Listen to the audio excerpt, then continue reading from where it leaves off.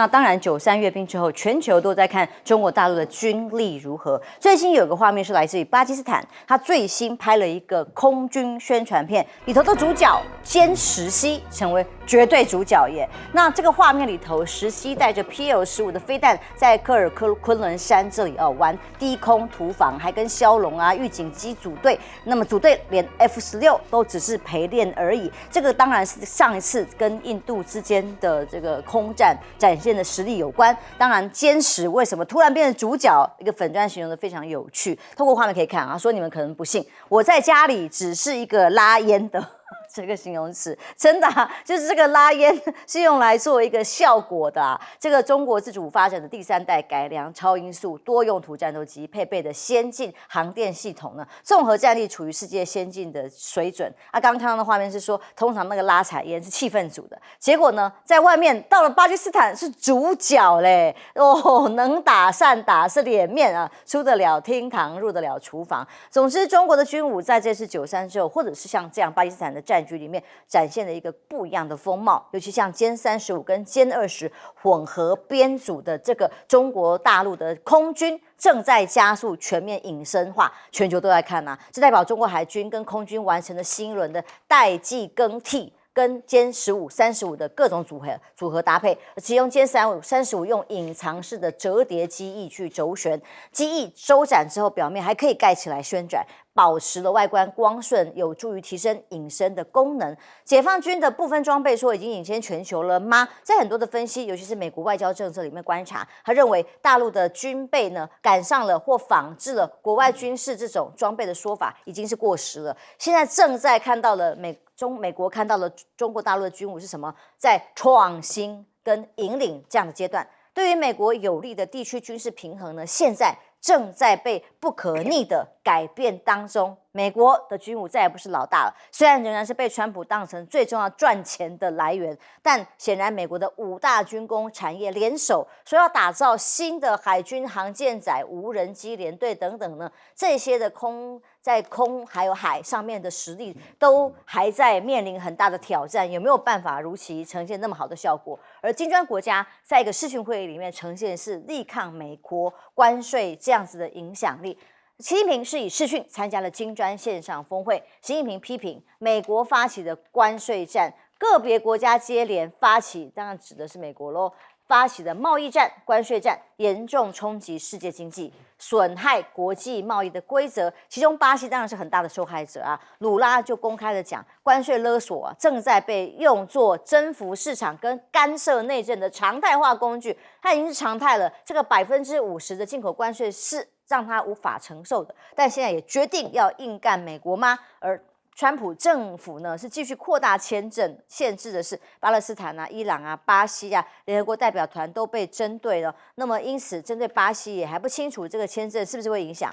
那只会告诉大家说，现在川普这种对于国际之间用关税，还有用各种的移民的措施，甚至要用武力来对于其他国家战争部的做法，仍然持续在扩大。但是其实美国的盟友世界都一样啦，亚洲也一样啦。各种的政局变化快到让人家目不暇接，其中法国政府3年来已经是换了第4个首相，马克宏勉强保住的这个总统的位置，到底还能保多久？总理呢，因为不信任案的投票，白狐直接被这个不过关 KO 了，只好向马克宏递出辞呈。接下来怎么办？法国仍然有很多的抗议示威是要马克宏自己辞职的。法国的大麻烦在哪里？当然是经济议题，在所有的负债很严重，还有经济不景气的情况之下，这3年4个被夭折的总理呢，没有一个人做得长。这被认为只是一个背锅侠，背马克宏的锅，所以马克宏反而现在再次的被民意针对，你才是问题所在。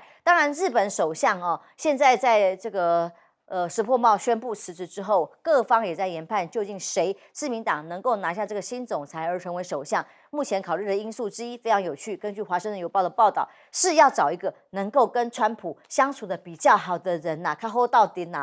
基本上其实石破茂跟川普相处的还不错川普不是还公开的发文说他是一个很好的人。那怎么办呢？现在谁如果是变成一个衡量的标准的话，那只能谁跟川普拍马屁拍得好吗？那韩国的这个议题，刚刚来宾也提到了哦，南韩的电池工厂被扫荡，看起来那个画面非常的像战争画面，把人抓着抓，逮着逮，那抓了400多个人，其中有300名韩国的公民。你不是叫我们来投资吗？不是叫我们扩大设厂吗？啊，设厂完就把我们人抓起来，怎么回事？韩国人只喊屈辱，但是有很多的报道说，川普我欢迎外企来投资美国，但是你不可以用你们本国人呐、我要你们全部雇美国人本地的劳工。戴老师，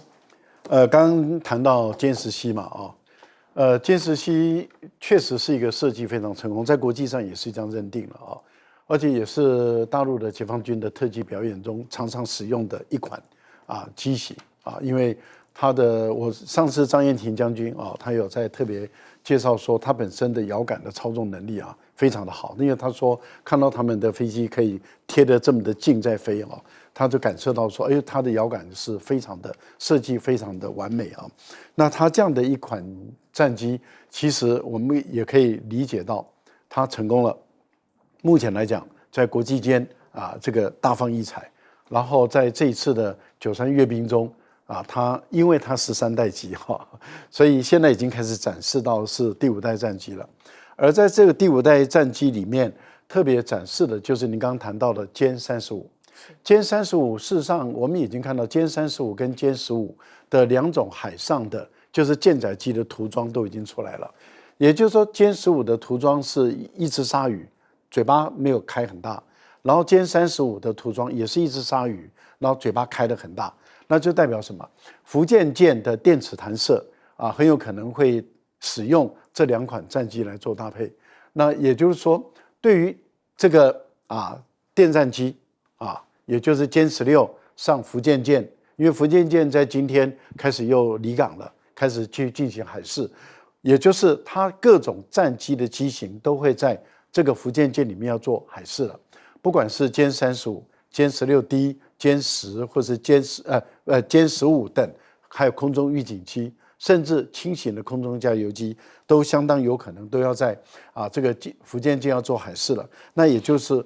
相当有可能它在很短的时间内准备要开始展示，而且要列装要编列给部队入列服役了。所以大陆的整个海空军形成的作战体系事实上是越来越强的。然后在这一次的93的阅兵里面展现出无人机，也就是已经领先美国，这个才造成美国很大的焦虑。美国的五角大厦在前几天还找了这个硅谷的一些科技业者然后希望他们也协助美国的国防部在这个无人机跟网络战中能够扮演更多的一个角色。为什么？因为大陆在这一次的无人机中，它展现出攻击跟防御的2种新款的武器。在防御里面，大家比较注意到的就是激光，也就是激光去打下那些无人机，它的性能非常好，而且它反应的速度非常快，只要电力充沛的话。另外还有一个就是用微波，微波就是属于面的，一个就是属于点状的，一个是面的。把你如果进行这个无人机群的攻击的时候，它可以用微波的装置把你整个拦下来。那这个部分里面也让美国感觉到很惊讶，因为这些部分里面都呈现出领先美国的一个现象，所以美国的压力非常的大这次从美国不管是川普也好，或者他的国防部的部长也好，或者是科尔比他们所提出来的美国国防战略的退缩的这种修正，都可以看出这个新式武器对美国的震撼事实上是很大。另外您提到了有关于金砖国家的一个会议在这一次里面，因为这是应巴西是轮值国主席，他希望能够召开特别会议，因为巴西目前承受很大的压力，那他认为印度也承受很大的压力，他本来是希望在中国的支持下把印度也拉进来，结果我们看到这个莫迪跟我们预测一样这个翻来覆去，真的川普写了一个短文，他就爱得要死了，然后结果在这一次的视讯会议中，莫迪就不参加了，就由他的苏杰生外交部长来参加。我们就可以知道印度这个国家真的是有趣极了啊。蛮不可靠的哦。那反而这样可以跟川普打交道。我觉得你看世界各国，不管是欧洲、亚洲，所有的政治领袖更迭之快哦，马上才刚刚石破茂去川普谈进白宫如何，现在立刻就要下台了。法国也面对同样的问题。你看，这是法国，当然他们总理也更换得很勤啊。法国的总理、日本的首相都不好干啊。不过在这一阵子出这个事情啊。我认为有很重大的一个原因，是因为美国施加的压力太大了，所以呢，增加他们经济的困难，经济就没有办法满足产业跟人民的这样一个需求嘛。这个也是，换句话说，川普那种美国第一的那种自私的这种思想，这种政策你对你自己的盟国真的造成很大的压力，他不知道晓不晓得，他可能也根本不在乎。所以这在继续讲的话，我们才会发现说，真的是很有道理。当美国的朋友很危险，当美国敌人很危险，当美国的朋友会致命，你就石破茂。如果他这一次美国对日本宽容一点，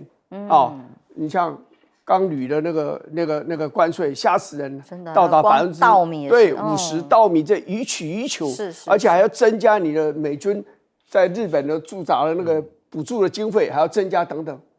你知道这个就让增加日本产业界的不安，也增加日本国会的这种动荡，知道？如果这一次你川普高抬贵手，那让日本在整个谈判的过程中觉得说，他没有失去太多的话，我认为石破茂是可以维持下去的。对，因为日本本来就战国群雄了，所以你让石破茂的这个对手。你就借着美国的这样的一个打压，就认为说你不善跟川普打交道，你下来，那我们要选一个比较能够讨川普喜欢的人来当这个日本首相。你认为这样子就解决问题了吗？你认为哪一个日本首相，不管你是主流的像安倍他们，像比较不主流，像石破茂，你们哪一个不是美国发号施令，你们就完全全盘接受呢？所以没有敢对抗美国日本首相。这个是石破茂的朋友们就找了一个借口，所以你看我们承受这么大的关税的压力，你石破茂你表现也不好，你就下来。我想这个就是你法国情况也是一样啊，法国现在就面对你要出口到美国的这些产品的这种高关税，你就没有办法跟美国平起平坐，好好的去谈判，然后争取到好的条件，没有办法嘛。所以真的当美国的朋友们真的是最辛苦的时候，我不知道我们的政府怎么去想这个事情。当然，我们要确定的一件事：日本、法国、欧洲的其他国家，德国也好，除了英国以外，哪一个不是美国要的都给了，这也解决不了问题。所以在这个情况下，我倒觉得就是说，我们保留某些筹码，而且呢，据理力争，或许呢还能够对台湾有所帮助。要不然，你看今天台湾的这个一大堆的工具机、汽车零件的这些产业，你还活得下去吗？真的，所以但是呢也很难。你说这些所有被美国压迫的国家团结起来跟美国集体谈判，你做不到。秦国为什么会灭六国？我就是连哄的手段比你们要结盟所谓的合纵要容易很多吗？所以我个个把你们击破吗？分而治之嘛，就是这样子嘛。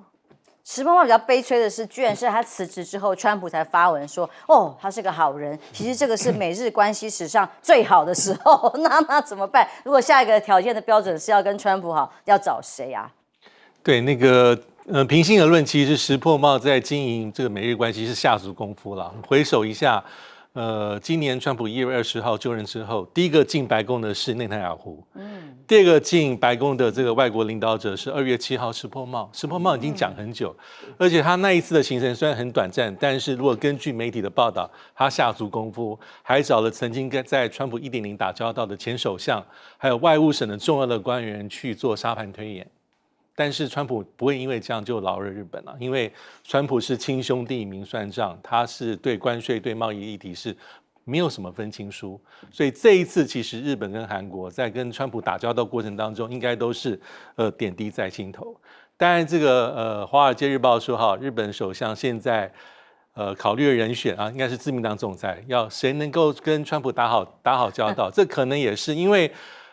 当然，现在的选举还是在派阀在后面运作，不管是高市早苗或是小泉进次这个小泉啊，都是如此。但是不管是谁啊接任下一个日本的首相领导者，还是一样面对川普，因为川普现在是签了行政命令没错啊，但是他很多东西都会动态调整跟动态检讨。我觉得韩国是最明显的例子，因为刚才都提到，这已经提到很多了，这个事情在韩国内部一定是炸锅。爆炸了，因为很多人就会批评说，李在明你是6月上任没错，可是当时8月25号你在白宫风风光光，承诺了几千亿美金，还加码3500亿，再加1500亿，5000亿美金。可是大概9天之后，这么大的一个突袭的行动，那今天川普特别讲，我再把他讲的东西再念一次。第一个是欢迎外资，但是外资要尊重当地的移民法律。第二个是。美国我们会考虑更多的批准这些专业人才，但第三个更重要这些外企在美国设厂投资的，未来你都必须要逐步的去培训跟雇佣美国人，这个是川普最在意的，所以足供所有目前在美国设立工厂、扩大投资的企业做一个重要参考，这是川普真正在意的事情。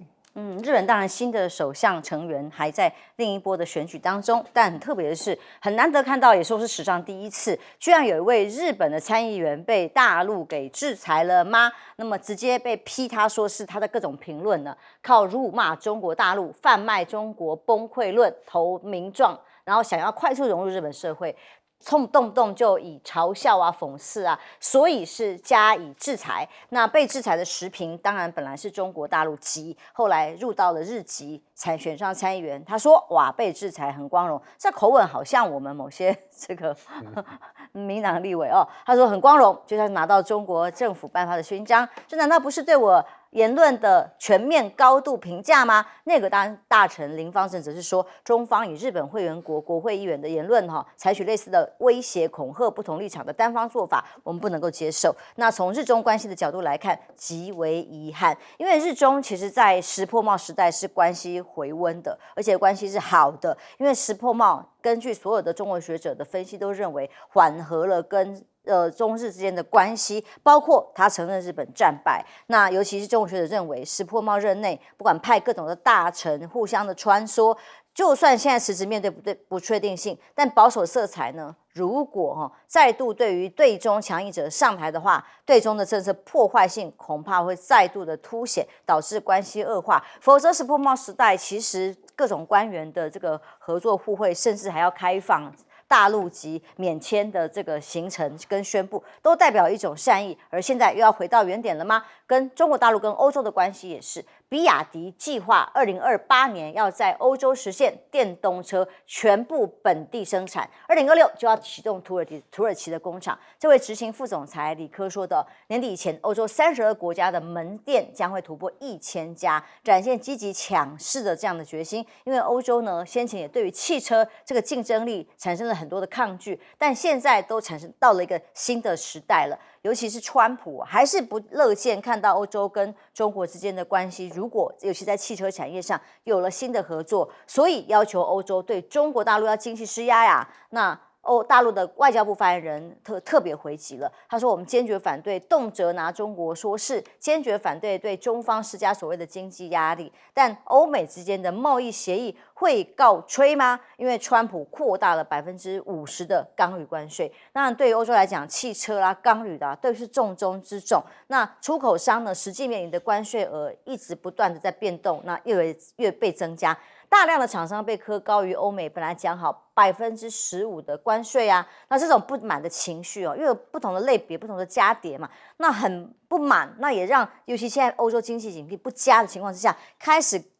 各种情绪一直蔓延到了欧洲议会。欧盟跟美国谈定不到2个月的协议，到底能不能执行？会不会其他国家会员国都不买单？被形容叫做危在旦夕，欧洲钢铁业面临崩溃的风险，制造业的厂商都呼吁进口的金属呢要科美国的关税，不然我们都活不下去。像这样的声音在世界各国都有，连欧盟本来也是跟美国如此友好的情况之下，仍然钢铁业的制造业去年已经裁了1.8万人之多， 2008年以来，一共裁了9万人之多，这个究竟要怎么活？那台湾也同样面临这样的困境。其实中英虽然川普马上下个礼拜很风光，说要去出访英国但新任的中英的关系走得越来越近，也是川普关心甚至很在乎、急着要去的原因之一。其中英国卫报报道，刚刚上任的商贸大臣，马上预计9月10号就要到中国大陆去访问，而且会会晤商务部长王文涛，参加中英经贸联席会14会议，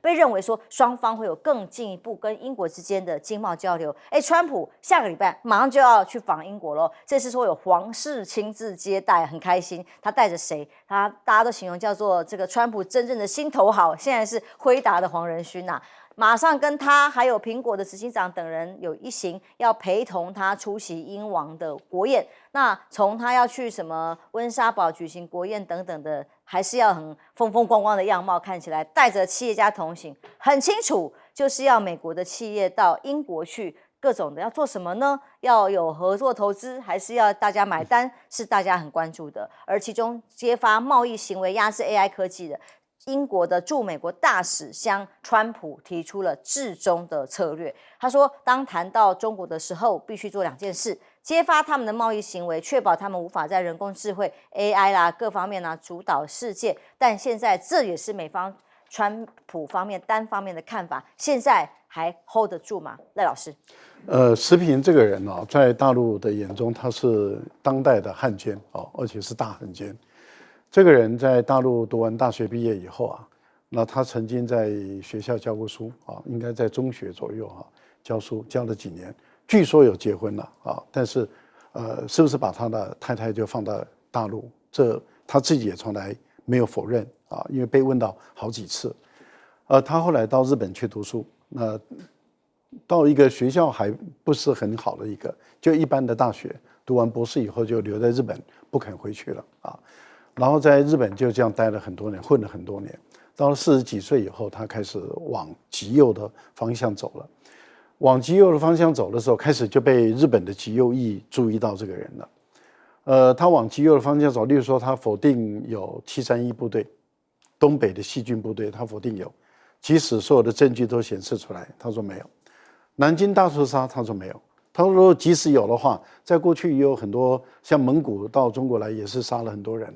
那这好像变成是说理所当然的事情。那这些行为、这些主张，他还跑去祭拜这个日本的靖国神社，一个大陆人一个中国人跑去祭拜，然后认为日本侵略中国，这不是侵略，这只是一个正当的一个国家的行为等等的。那这个时候，日本的军国主义者极右翼就欣赏了，因为用中国人用汉奸来打汉奸，不是用汉奸，不是用汉奸来打汉奸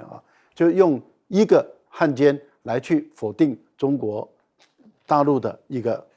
包括侵略战争，包括军国主义战争，包括731部队，包括南京大屠杀等等就一直让他上节目了，然后就把他推上去选这个参议员，他就彻底的这个日本化了，很彻底，就越走就越偏了。那当然对于他来讲的话，他觉得能够得到好不容易得到的这些好处嘛，那总算让他在日本也有了一个议员的身份。那对大陆来讲，当然就制裁了这个动作马上就出来。我想现在大陆的民众是很愤怒、很生气，因为面对一个当代的活生生的汉奸，而且还就跟有一个姓于的吧。好像也是在最早的时候帮川普去想办法弄中国的那个于什么的那个留美的那个人，好像也是一样其实这种在中国的历代以来，永远会出现这种汉奸因为当时在我们抗战的时候也有出现像汪精卫这样的汉奸嘛。不过我觉得这个人倒是蛮特别的被制裁也理所当然。那日本的抗议对大陆来讲不会理会。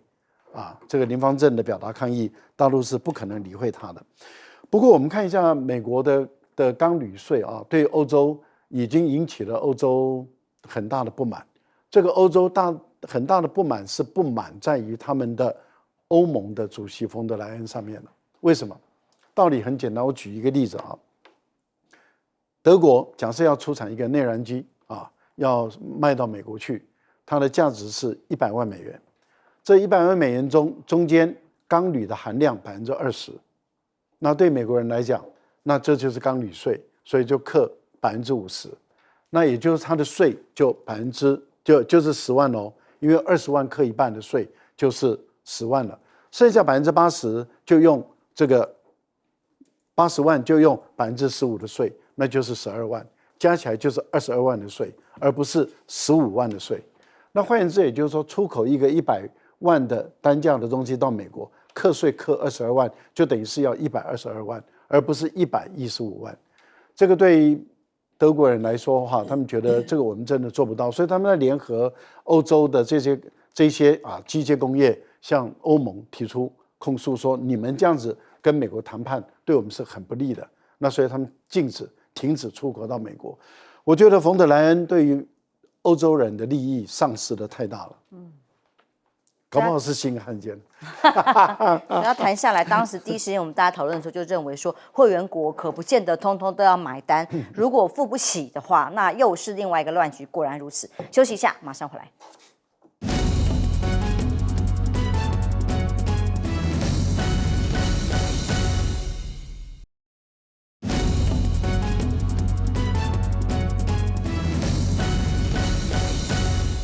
川普马上要访英，而且带的企业团里头就有黄仁勋随行，要去英皇的接待国宴里头。但英国当然新任的贸易大使也要到中国去访问了。我先讲一下这个食品啊。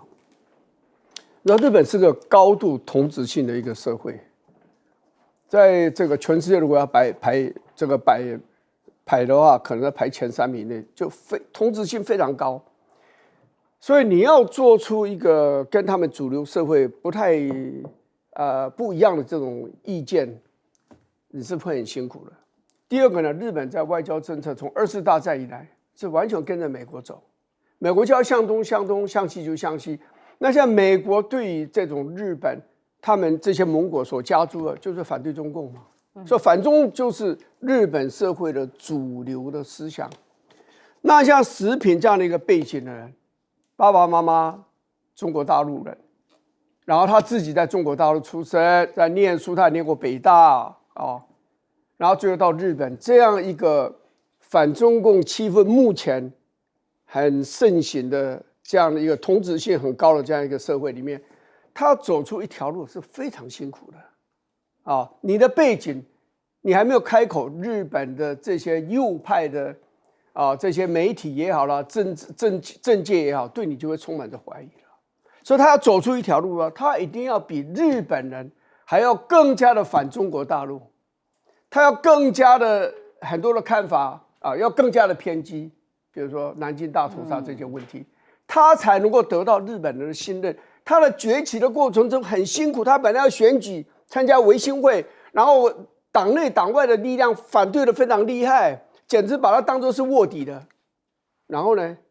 后来才能够再重新投入选举，选上参议员。所以他的做法作为，你可以预判得到，他未来反中共的这种态度会越来越强硬。那不是他不会后退的，不是跟民进党内的外省人有点像？我从来没有反对过你说的话然后英国是这样英国你看它跟中国大陆的这种经贸的关系，像去年来讲的话，它的逆差是600亿耶，600亿美金，中国大陆赚的英国整整600亿美金，所以对英国来讲，我要追求贸易的平衡嘛，而且中国大陆的确是个很大的市场，不过它的外交跟它的经贸有某种程度分开。你知道最听美国话两个国家，你真要举的话，一个就日本亚洲欧洲就是英国所以英国的关税也最低美国是把它当作自己人所以不要以为说他想发展对中国大陆的经贸的关系，就认为在外交政策上面对中国大陆就有缓和下来这个是不可能的。他的主流民意基本上也是反中国大陆的。好，我们休息一下，马上回来。其实我刚刚错。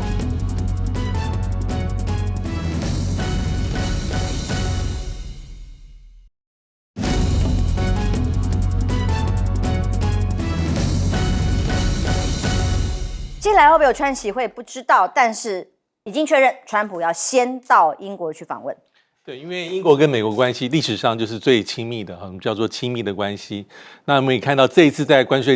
税谈判里面，其实川普还是给英国最好的待遇。那目前这个大家比较好奇的地方是，那英国跟中国大陆关系呢？其实从施凯尔工党政府去年上台之后，有一些缓解的迹象。包括英国很多的内阁阁员都已经访问中国大陆，包括外相啦，包括能源大臣，包括财政大臣，还有现在要去的这个商业贸易大臣。那王毅也在今年去过了这个英国，而且习近平跟这个英国的施凯尔在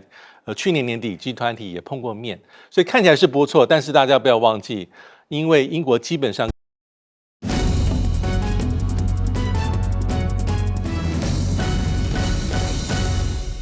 观众平安，欢迎收看 TBS 新闻大白话，我是王浅秋。首先介绍这一节加入我们讨论国际国内大白话的来宾，国际战略学者林玉芳老师，大家好；国际政治专家赖岳乾老师，主持人好，观众朋友大家好；淡大战略所教授李大中老师，主持人好，大家好。昨天柯文哲终于走出北所啦，穿着柯 P 的 T 恤，在所有的小草簇拥之下，面带笑容。他自己说跟过去不一样，他也希望自己正面来看待。小草狂喊清清白白，柯文哲撂下一句：“我绝对不会屈服。”但北检抗告了，因为他认为这个什么对于司法侦办内容的这个带风向啊，是。所谓的对于媒体啊，这个要有就是说由法院审酌的，用媒体在放话带风向，企图影响舆论，干扰审判，这就是检察官先前讲了。哎呀，你压迫我司法啊！黄国昌回应了，说难听，大家自己看，我不能念哈。黄国昌回，真正透过媒体带风向的其实是北检，怎么说大家都很熟悉啦。《镜周刊》那些东西哪里来的？是通灵吗？检察官的侦查资料为什么原原本本出现在媒体上，甚至照着这个版本在法庭上攻防？柯文哲出来之后，赖清德吓坏了，他哪里有要和解，哪里有要休养生息，他要的就是追杀到底，是吗？所以我今天蛮好奇，礼拜二今天《镜周刊》居然不是讲柯文哲案的内情，居然是讲国民党主席4篇一大堆的报道，怎么回事？很多的网络梗图在取笑，他说哦。这个到底要不要抗告呢？那就我们讨论，是啊，我们来讨论哈。结果北检说严拟是否抗告，等到柯文哲突然站出来，在公开的媒体里面大喊：1年了，什么都没查到，就是这几个检察官把中华民国的司法社会信任度全部摧毁掉。哇，怒了梗图说，怎么把实话都说出来了？所以北检一定要尽速提出抗告，因为其实也还没有实际提出抗告，是用来报仇用了吗？梗图这样谈。但柯文哲天价交保之后，当然很有话题性，网络声量昨天几乎在线，大家都在看这一则柯文哲不出法庭画面的新闻，非常的高到一个这个近日来新闻热度非常高的趋势变化，所以柯文哲的海啸来了。周玉蔻怎么看呢？他说，这对于柯文哲走出来这个地检署重获自由之后的重新复活呢？他认为最危险的是蓝营会被吃掉。绿营的危机是执政者的脸目被覆盖，逐渐模糊化，意思就是脸都没了吗？没有啦，我乱分析了，模糊化，马赛克了吗？这表示执政的现在就要面临的是，马上在这个话题引领上面会有问题吗？解决方案不是没有，只要动脑重整人事资源，不知道这言下之意是什么？到底要换掉谁？而柯文哲交保轰赖清德，让国家4分5裂，你自己回去好好想一想。那总统府只有回应攻击元首，无助厘清事实。柯文哲被形容他出来并没有消了志气，而是满血复活。邱毅认为看到柯文哲的沸腾人气，最生气的人应该是赖清德，很怒很恼火。赖清德的司法追杀做得太过火，柯文哲的人气就会更高。他不只是莱尔，还是shooter 啊等等等等。但青鸟黑熊正常年轻人，现在到底有谁站在他这一边？当然，赖清德拜庙有什么维安的潜藏意义在当中，这个报道蛮特别的。但总统府是说，只要确认的媒体身份，民众是无法进入的，因为他现在正在进行22讲，全台各个宫庙去走透透。那其实很多的内容，我们也的确是没有办法知道的。但到底有讲了什么很受关注吗？我们光从媒体的声量看不太出来，但可以看最新分析一个台湾新闻媒体的排行榜有数量在网络上媒体平台的分析。目前蓝绿的流量跟无是指非蓝非绿的无的这个认定标签，就是流量比蓝是157，绿82，无党籍的是85，可能是白，所以大概是2:1:1的情况之下，民进党仍然是弱势。而关税到底怎么样，国人还没有真的找到答案，企业界仍然已经想办法找自己的路去出走，或想办法找生路。但赖总统承认喽，他是在自由时报专访里面透露的，目前基础性的协议磋商都完成了，就等一个总合性的会议。那总合性会议是什么？有没有哪些叠加关税包含在内？那的确包括了阿拉斯加的投资都是包含在这当中的。其实这个我们也不意外，先前已经好几次都已经说了，我们就是要去投资啊，那也要花很多钱呐。那总统府发言人郭晓慧是说，阿拉斯加州长曾经到台湾来拜访，秘书长潘孟安也到国外参加相关的论坛，这个部分是公开进行相关的报告，所以不是秘密，只是我们整体到底关税方案如何还是秘密啊，委员。我先讲阿拉斯加的问题啊。我们现在民进党政府当然尽量说不要有叠加了，20%就认了，不要再叠加这个关税这样。可是我们要讲的一件事，就是说，因为你刚刚提到阿拉斯加哈，阿拉斯加在3月的时候，中油就已经跟阿拉斯加签了买卖啊，就是这个及投资意向书。为什么？因为阿拉斯加这个油不是就卖你而已。它有这个管线的建造，因为它从北坡嘛，对，从北坡一路要拉到这个大概西南方向的一个港要出来，大概全长大概1300公里，要投资440亿，付钱帮他盖的美金。所以也就是说，我们不是只有买它的油，像阿拉斯加的州长讲的，一年买600万吨，不是，你买到这个油前，这个管线整个的建造的费用，相当程度的台湾要出。所以这个除了台积电以外，坦白讲，这也是民进党政府跟美国谈判关税的一个筹码嘛。怎么我们发现好像都没有发生任何的作用呢？440亿当然不是台湾自己这个来一个国家来支付，可能还有韩国，可能还加上日本。但是我猜想，台湾投资的不会低于100亿的了，好，只会多不会少。然后这个意向书签了。3个月以后，潘孟安也去出席了这个阿拉斯加的能源会。你有没有去想一件事情？潘孟安的身份是什么？总统的秘书长。这种经济投资的这种问题，你什么时候听过有总统府的秘书长代表我们出去谈的？那你经济部长干什么？对不对？这个是非常奇怪的一件事情，就表示我们很重视嘛，也希望让美方了解说，那你在关税上面要对我们好一点嘛。可是这个好像全部下来好像无影无踪哎，对关税的影响至少到目前没有任何的影响。你这些事情，我说3月你就已经签了这个意向书，那美方应该也知道这个事情，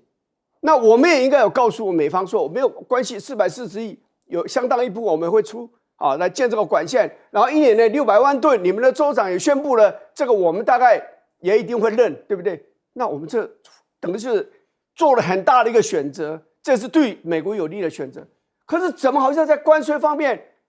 我们都完全没有占到任何的便宜呢？还比日本给南韩要多出这么多，而且我们把最好的、我们最爱的爱国神山切了一大块给你，1650亿投资在你那里，而且未来可能还有更多的需求可能无度啊。可是没有，这就让人家失望了。柯文哲是我知道讲一句话了哈。为什么吸引这么多人注意？就是因为这个案子他这个被拘押几乎是1整年了，然后你可以说环境，柯文哲一直说他睡在马桶的旁边啊，这个人好歹当过首都市这个台北市的市长，然后中间呢就是你所谓的禁检就是某周刊不断的有这种审讯的这个消息，那审讯期间基本上这是不公开的。那怎么他们特定的媒体不断拿到资料出来这样子，然后还加上一个交保金高达7000万，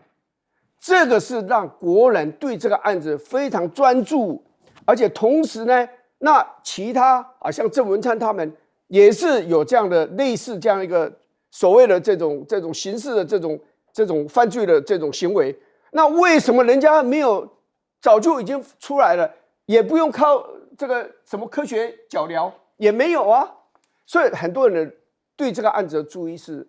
无不平则鸣嘛，这是比较出来嘛。但是我要讲的是，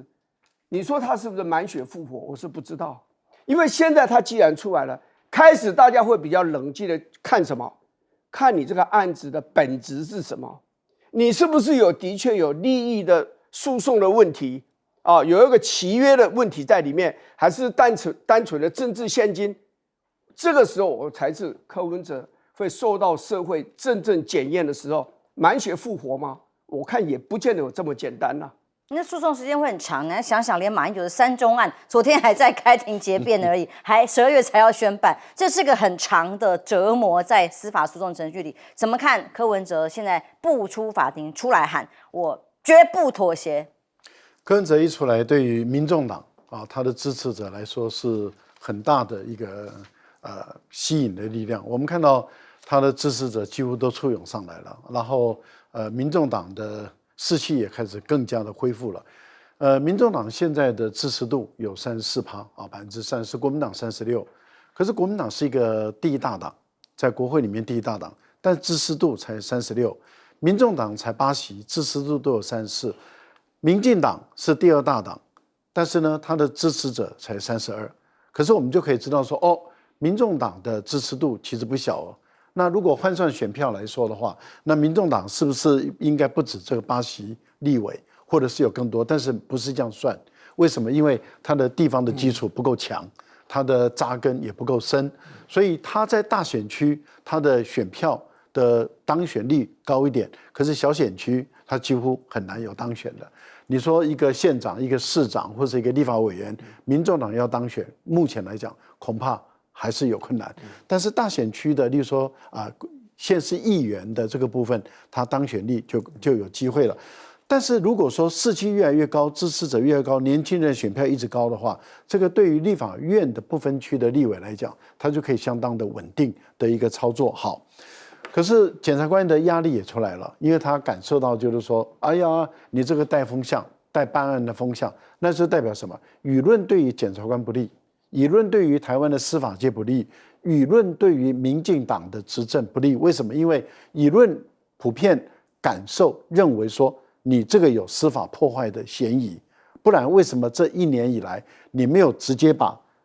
令人信服的证据就直接拿出来？不符合比例原则，也不符合比例原则。而且理论上讲，过去的贪渎弊案，要不就是直接搜出一大把现金啊，例如说在某个党的家的水池里面就搜出一大笔现金，也对某个党的这个他突然间那个小皮箱里面就是有上百万的现金，那甚至郑文灿也被搜出来嘛，这个都是活生生的一个案例。可是问题就是他没有被搜出来，虚拟货币也找不到所以这个部分里面就造成了很多说，你应该要有证据，要有对价关系的话，应该要有证据好。那我们就看法院在攻防战的时候，你就必须要把证据秀出来了我觉得检察官在这个时候要秀出他的证据来，而且这个证据要让法官接受我想这是一个对于司法的一个考验，对柯文哲也是一个考验。如果最终假设柯文哲是清白的，法院判决无罪的话，那这个对于民进党来讲，对台湾的司法来说，那冲击就很大了。为什么？因为也就是对检察官的那一些人，他们这一生，他会不会因为这样子，连他自己、他的家人、他的孩子，会不会背负说你有政治操作的嫌疑？这个部分里面对检察官来讲，坦白说也是蛮煎熬的。他自己本身必须要有把握，因为他必须要确定他不是为了政治而为司法，不是为政治服务，是为人民的保持政治的清廉而服务。我想这个在考验他。那有关于赖清德的10讲没了，现在22讲不让我们听，也不让舆论听，也不让媒体听，关着小门自己讲自己听。我们有时候感觉好像是寒爽的就是关在小门子里面，然后自己讲给阿伯听，然后听完了以后还不准传出来，这个很奇怪。他是总统他出去都是花我们人民的纳税钱结果却不让人民去知道他在讲些什么东西。你要不你用你自己不对，你休假的时候也有随付，也有用人民的钱，用人民纳税钱去跟自己支持者讲话，这样。但是不让我们知道，对不让普遍的媒体知道，这个不太对吧？哦，好，我觉得如果你要贡献钱给美国，韩国已经是一个案例咯。韩国要贡献3000多亿美元，然后还被逼的要去盖厂，盖厂你还不给韩国的这些技术工人或是这些工程师他的工作签证，不给他签证，又逼着他要把钱投下去，厂要给我盖出来，然后又去抓他便宜行事的这个所谓的非法劳工，那些都工程师现在他们为什么会撞得这么凶？因为他们要他认罪，认罪协商把他遣送回，一旦遣送回韩国以后，他终身不能再去美国，那些厂的工程师怎么办？是。大中老师，包括国际，包括台湾的政局都在快速的变化。柯文哲出来了之后，对于整个政坛的风向又有一桩新的很大的变数。对，因为柯文哲出来，当然还是会牵动整个台湾的这政治的发展嘛。那我觉得目前可能对在野党来说，最关键的还是蓝白合这个动能会不会有任何的改变哈？因为这可能是蛮多民众很关心的议题。那我还是回到一下刚才讲的这个关税议题，因为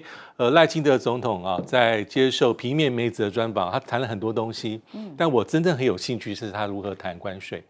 那他大概有释放一些讯息，但基本上没有太多哈。他说我们的目标没有变了，就是要压关税，然后同时不再叠加。但是他有特别澄清他说台积电这个事情可能是大家有误解了，因为这个是在跟美国贸易谈判之前就已经确定的。但是我如果倒过来讲，那不就是说你过早奉上的一些所谓的筹码就不被别人视为是筹码，难道不是吗？因为美国宣布对等关税是4月2号川普宣布的，那在之前包括刚才委员所提到的，包括这个阿拉斯加的油管投资意向书，还有我们3月初当时台湾媒体做得多大在白宫对不对宣布说要这个追加大投资，总共加起来是1650亿。但是这可能目前对美国的谈判来说，这些是之前就已经承诺的，就不会被视为是台湾在谈判里面对美国释放出的一些让步，或是善意，或是一些退让。所以我觉得目前的谈判的结果应该还是非常严峻。但不妙的地方是我们外界获得讯息实在是少之又少。那日本呢？其实日本虽然现在石破茂下台，但回顾一下石破茂他的这个贸易谈判代表去了日本10趟。最后，虽然在7月就已经谈好，但是川普在几天之前所宣布、所终于签署的这个行政他所谓的这个行政命令确认什么？确认日本最在意的是汽车的关税要从27.5%下降，一样下降到15%。我觉得这对日本来说是非常非常了不起的一个结果。那虽然在投资方面还有很多的外媒的一些讯息是，川普还是经验很老道。精打细算，给日本非常大压力。但看看台湾自己，当韩国跟日本美国这么重要的一个贸易的伙伴，跟军事上、安全上的盟友，都承受这么大的这个压力，也不过谈出这样的结果的时候，我觉得对于目前我们一直在讲说还在谈，大家等一等的谈判结果，我觉得真的目前来讲，我觉得连审慎乐观我都很难用这样的形容词去做形容。知道最惨的结局是什么时候才揭晓，如此而已吗？